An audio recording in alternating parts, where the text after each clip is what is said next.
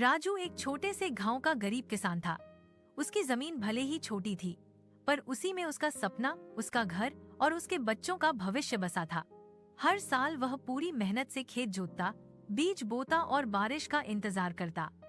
पर इस साल आसमान जैसे रूठ सा गया था। बरसात की पहली बूंद तक नहीं गिरी। धूप की तपिश दिन रात बढ़ती जा रही थी। खेतों में दरारें पड़ने लगी, मिट्टी भुरभुरी हो गई। राजू रोज अपने सूखते खेत को देखता और मन ही मन टूट जाता। उसके बच्चे उससे पूछते, बाबा, इस बार फसल कब आएगी? और राजू जबरन मुस्कुराकर कह देता, जल्दी ही, बस बादल आने वाले हैं। पर उसे खुद भी पता था कि हालत बेहद खराब होती जा रही है।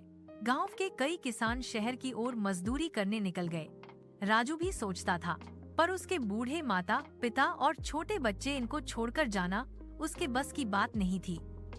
एक शाम वह अकेला खेत में बैठा आसमान की ओर देखकर बोला, भगवान, बस थोड़ी सी बारिश भेज दो, मेरे बच्चों की भूख मिट जाएगी। उसकी आंखों से आंसू गिर ही रहे थे कि तभी अचानक ठंडी हवा चलने लगी। आसमान में काले बादल घिर आए। कुछ ही मिनटों में तेज बारिश होने लगी। राजू मिट्टी को भीगते देखकर रो पड़ा। इस बार दुख इससे नहीं, बल्कि उम्मीद लौट आने की खुशी से। बारिश ने उसकी सूखी जमीन में फिर से जान डाल दी थी। राजू ने तुरंत खेत में मेहनत शुरू कर दी। कई हफ्तों बाद उसकी फसल लहलहाने लगी। गांव के लोग भी खुश थे, क्योंकि सूखे का डर खत्म हो चुका था।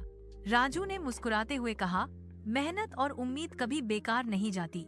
चाहे समय कितना भी कठिन क्यों न हो, आसमान एक दिन जरूर बरसता है।